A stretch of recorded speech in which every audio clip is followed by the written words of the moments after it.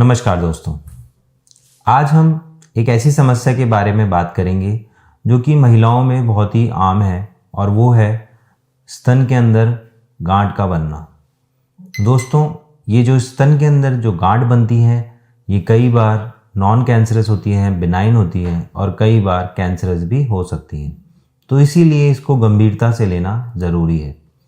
दोस्तों, अगर हम कारणों की बात करें कि स्तन में गांठ क्यों बनी है तो इसके कुछ प्रमुख कारण हैं। जैसे कि पहली गांठ जो बनती है वो है फाइब्रोएडिनोमा, जो कि खासकर यंग फीमेल्स में बनती हैं और ये जो गांठ होती है ये हार्मोनल इम्बैलेंस के कारण बनती हैं, जो कि एक ऐसी गांठ बन जाती है कि वो कहीं पे भी हिल जाती है। जब हम उसे टच करते हैं तो वो दूसरी जगह भागती है और इसीलिए इसको माउस स्वेलिंग या माउस गांठ भी बोला जाता है। अब दूसरी गांठ जिसकी हम बात कर रहे हैं वो होती है सिस्ट, जिसमें कि पानी जैसा कुछ कलेक्शन उस गांठ के अंदर हो जाता है और ये अधिकतर टाइम बिनाइन ही होती हैं और बहुत ही कम मैलिग्नेंट भी हो सकती हैं। ये जो गांठ है ये भी समय के साथ कई बार अपने आप गायब भी हो जाती हैं और कई बार इनको एस्पिरेट करके भी ट्रीट किया जा सकता है। इसके अलावा जो तीसरी जो प्रॉब्लम है वो होती है फाइब्रोएडिनोसिस की, जिसमें कि ब्रेस्ट का जो टिश्यू है वो गांठ ना बना के मोटा हो जाता है और मरीज को एक असहजता प्रदान करता है और मरीज को एक असहजता फील होती है। उसके अलावा जो चौथे नंबर पे जो गांठ आती है वो होती है कैंसरस गांठ, जो कि बहुत ही सख्त होती है और समय के साथ कई बार ज़्यादा बढ़ जाती है और दूसरे इफ़ेक्ट भी कॉज करती है।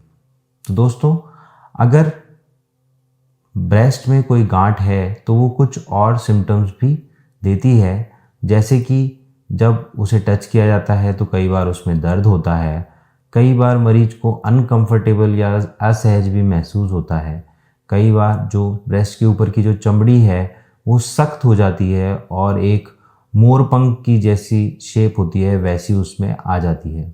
इसके अलावा कई बार निप्पल के अंदर से जो डिस्चार्ज होता है वो ब्लड या फिर कोई वाइट कलर का डिस्चार्ज या फिर पानी जैसा डिस्चार्ज भी कॉज करती है।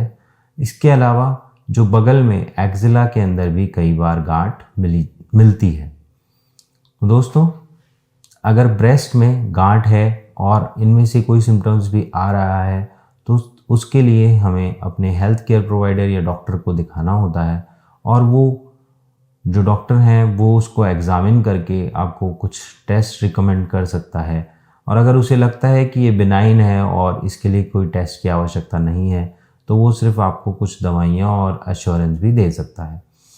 तो दोस्तों, अगर ये गांठ आपको या आपके किसी संबंधी को परेशान कर रही है तो इसके लिए डॉक्टर के पास जाएं, उनसे ब्रेस्ट का एग्ज़ामिनेशन करवाएं और हो सकता है वो सोनोग्राफी या मैमोग्राफी आपको रिकमेंड करें, उसे करवाएं।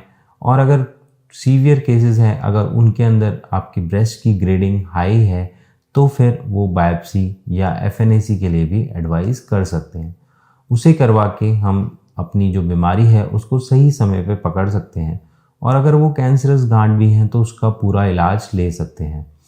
अगर वो नॉन कैंसरस है तो उसको अपने डॉक्टर की सलाह से ही आगे बढ़ें और अगर उसको सर्जरी की ज़रूरत है तो वो सर्जरी भी करवाएं। इन सब चीज़ों से हम उस ब्रेस्ट की गांठ से छुटकारा पा सकते हैं और अपना जीवन सही तरीके से व्यतीत कर सकते हैं।